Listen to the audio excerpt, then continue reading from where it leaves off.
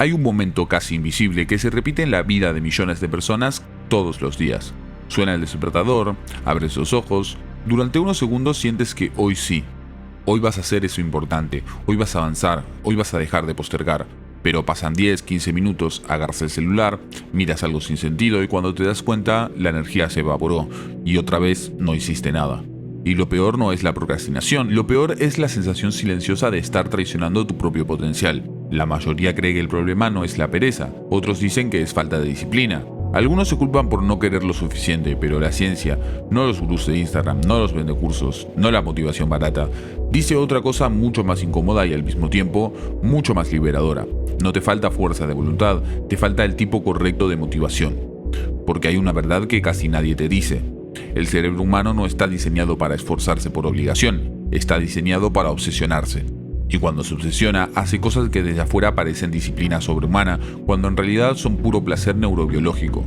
Este video no se trata de cómo obligarte a hacer cosas difíciles a la fuerza, trata de algo mucho más profundo, cómo reconfigurar tu sistema motivacional para que tu cerebro empiece a desear el esfuerzo, para que busque lo difícil, para que se enganche con lo complejo como un gamer con un nivel imposible. Para entender esto, primero tenemos que destruir una de las mentiras más grandes de la cultura moderna, la idea de que toda motivación es igual. Motivación externa, el combustible que siempre se agota. Durante décadas la psicología explicó la motivación a partir de recompensas externas, dinero, estatus, aprobación, likes, premios, castigos. Esto se conoce como motivación extrínseca y funciona pero solo por periodos muy cortos. La neurociencia lo explica con bastante crudeza. El sistema dopaminérgico del cerebro no recompensa tanto la obtención del premio como la anticipación. Estudios clásicos y modernos muestran que la dopamina se dispara antes del logro, no después. Cuando alcanzas el objetivo, el pico cae, el cerebro ya está buscando el próximo estímulo.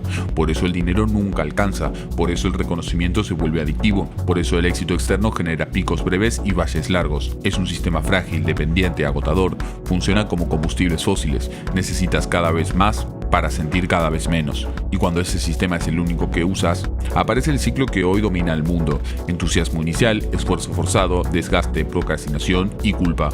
La ciencia no llama esto vagancia, lo llama fallo motivacional estructural. La otra motivación, la que no se gasta. Existe otro tipo de motivación estudiada durante décadas en psicología, neurociencia y psiquiatría, que funciona con reglas completamente distintas. Se llama motivación intrínseca. Edward Dacey y Richard Ryan, pioneros de la Self-Determination Theory, demostraron que cuando una actividad satisface ciertas necesidades psicológicas básicas, el cerebro no necesita recompensas externas. La actividad se vuelve su propia recompensa. No trabajas para terminar, trabajas porque quieres seguir. Esta forma de motivación está directamente relacionada con uno de los estados más estudiados y malentendidos de la psicología moderna, el estado de flow, conceptualizado por Mikhail Csikszentmihalyi. El flow no es solo estar concentrado, es un estado neuropsicológico en el que la percepción del tiempo se altera, el esfuerzo se siente liviano y la tarea se vuelve profundamente satisfactoria. Y aquí aparece la primera idea clave de este video. El cerebro no evita lo difícil, evita lo que no activa motivación intrínseca. Cuando una tarea es difícil pero activa los sistemas correctos, el cerebro libera norepinefrina, dopamina y acetilcolina, aumentando foco, energía y aprendizaje. Y cuando entras en flow, se suman endorfinas, anandamida, serotonina y oxitocina. El esfuerzo deja de doler y se vuelve adictivo. Esto explica algo que desde afuera parece absurdo. Porque alguien puede pasar 10 horas resolviendo un problema complejo, entrenando hasta el agotamiento o construyendo algo desde cero, sin sentirlo como sacrificio. No es fuerza de voluntad, es alineación neuropsicológica. El error moderno: confundir motivación con presión. El sistema educativo, laboral y cultural moderno entrena a lo contrario. Nos enseñan a empujar desde afuera, fechas límites, castigos, comparaciones sociales, métricas vacías. Nos entrena a depender de estímulos externos y luego se sorprende cuando la motivación colapsa. La psiquiatría contemporánea ya lo reconoce. Gran parte de la procrastinación crónica y el burnout no nacen de la falta de disciplina, sino de la desconexión entre la tarea y los sistemas motivacionales profundos del cerebro. Y aquí viene lo importante: esto se puede entrenar. No es talento, no es suerte, no es personalidad, es arquitectura interna. En las próximas partes de este video vamos a desarmar uno por uno los 5 grandes motores de la motivación intrínseca: curiosidad, maestría, autenticidad, propósito y autonomía. Y vamos a ver cómo activarlos de forma práctica, medible y científica para que tu cerebro empiece a amar lo que hoy evita. Porque cuando entiendes esto, todo cambia. La forma en la que trabajas, la forma en la que aprendes y la forma en la que te relacionas con el esfuerzo. Los 5 motores que hacen que tu cerebro desee lo fácil. Si la motivación intrínseca es el motor más potente que existe, entonces la pregunta correcta no es ¿cómo me obligo a hacer esto?, sino otra mucho más incómoda. ¿Qué está apagado dentro de mi sistema motivacional? La investigación psicológica es clara. La motivación intrínseca no es un bloque único, es una configuración, un sistema compuesto por 5 variables centrales que cuando se alinean transforman tareas difíciles en experiencias absorbentes. Estas 5 fuerzas aparecen de forma consistente en la Self-Determination Theory, en la teoría del flow y en estudios contemporáneos de neurociencia motivacional. No son ideas motivacionales, son necesidades psicológicas profundas. Curiosidad, el hambre cognitiva. La curiosidad no es un rasgo infantil, es un impulso neurobiológico básico. Cuando algo despierta curiosidad, el cerebro libera dopamina incluso antes de obtener la respuesta, no por el resultado sino por la exploración misma. Estudios de neuroimagen muestran que la curiosidad activa el circuito mesolímbico, el mismo sistema involucrado en el placer, el aprendizaje y la memoria. Esto explica por qué aprendemos mejor aquello que genuinamente nos intriga.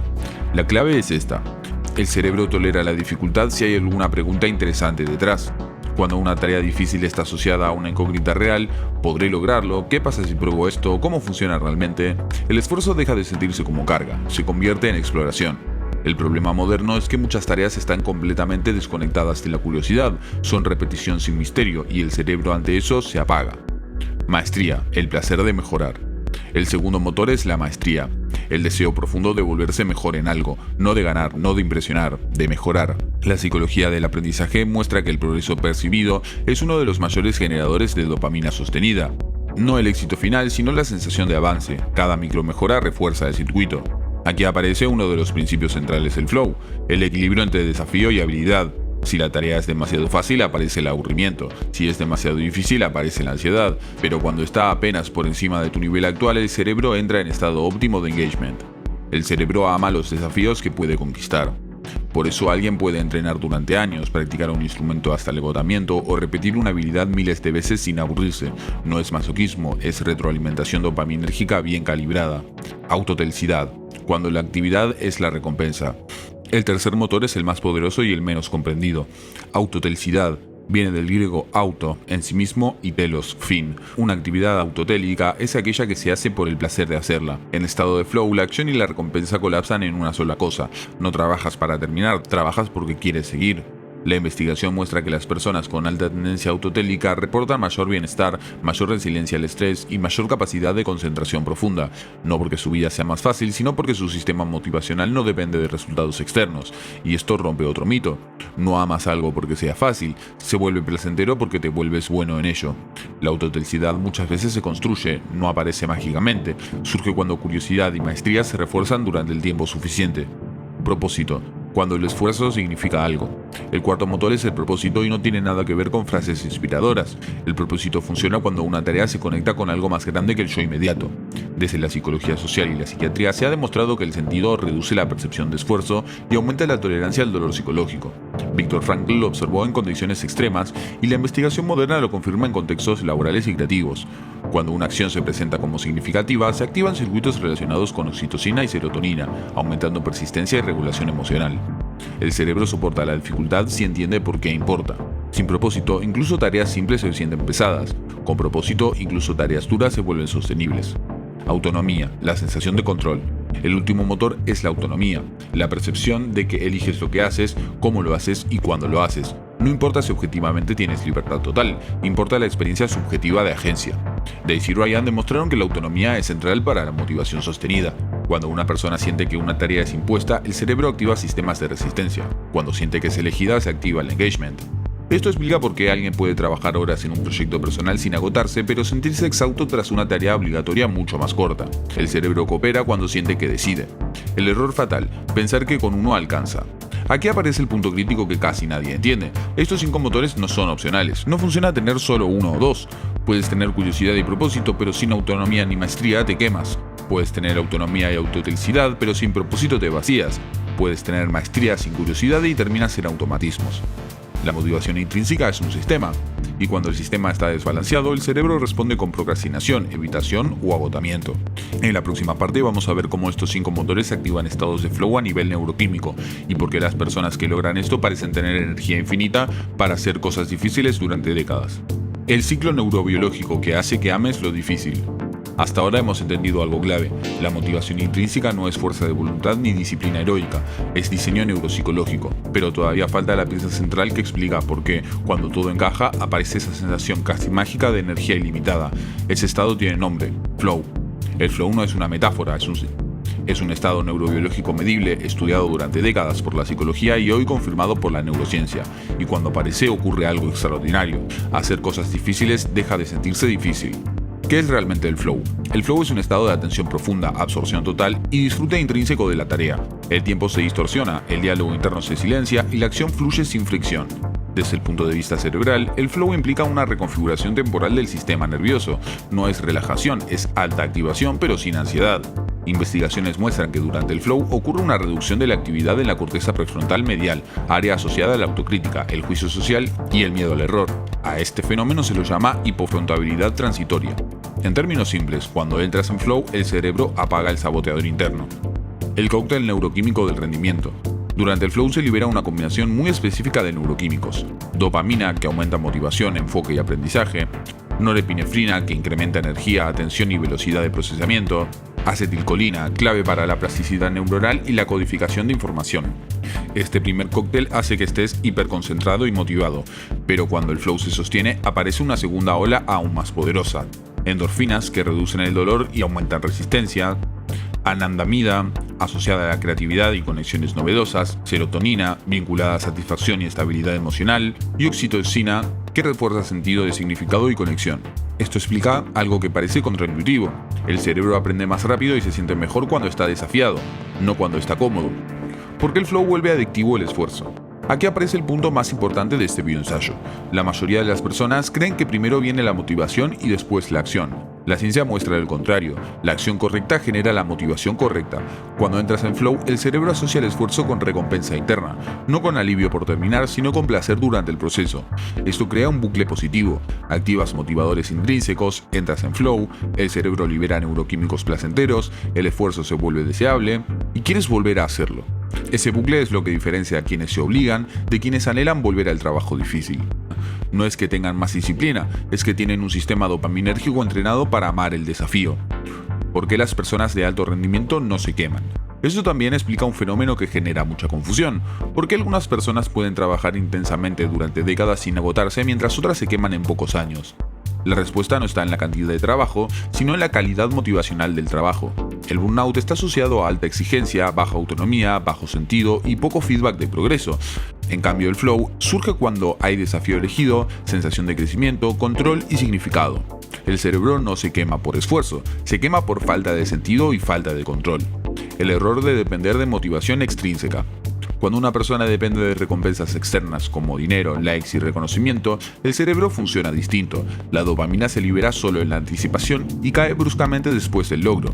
Esto genera un patrón de subidón corto, vacío posterior, necesidad de un objetivo mayor y ansiedad por mantener el nivel. Es el ciclo de nunca es suficiente. En cambio, la motivación intrínseca no colapsa después del logro, porque el placer está en el proceso. El cerebro no necesita subir la apuesta constantemente. Por eso tantas personas exitosas externamente se sienten vacías, mientras otras, menos visibles, están profundamente comprometidas y satisfechas. El mito de la persona naturalmente motivada. Nadie nace amando el esfuerzo difícil.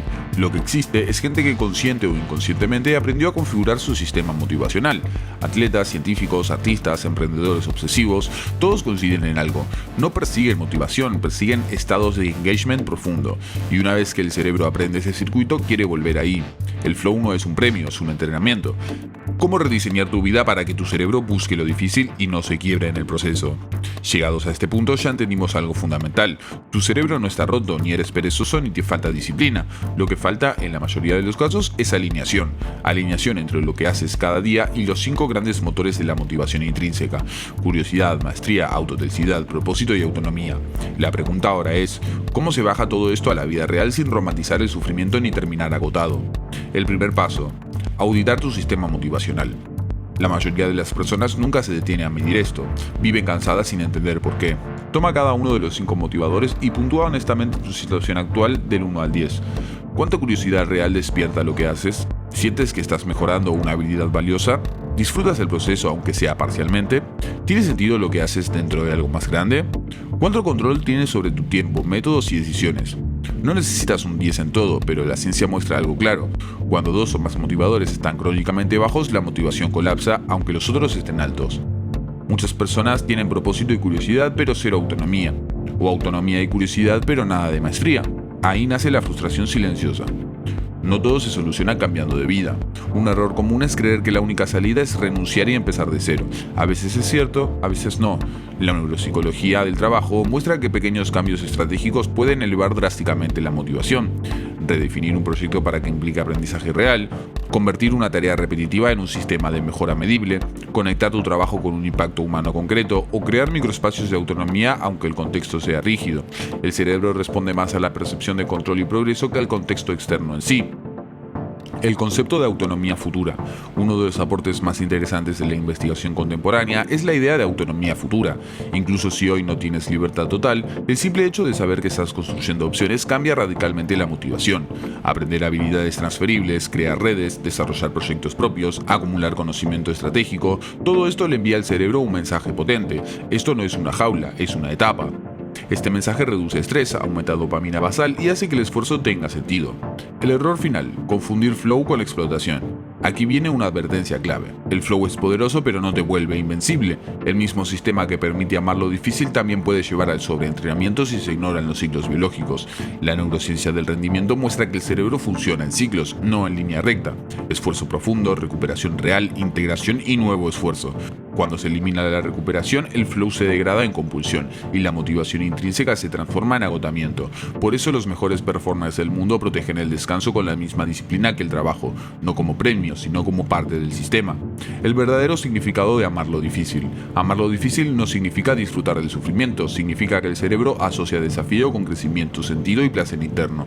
Es levantarse cansado pero con dirección, es trabajar duro sin sentirse vacío, es terminar el día agotado físicamente pero tranquilo mentalmente. Cuando logras eso, dejas de necesitar motivación externa, dejas de compararte, dejas de buscar validación constante. Tu energía ya no depende del mundo, depende de tu alineación interna.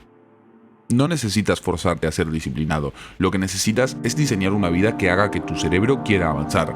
La motivación no se bendiga, se construye, y cuando entiendes cómo funciona tu mente, lo difícil deja de ser una carga y se transforma en tu lugar natural.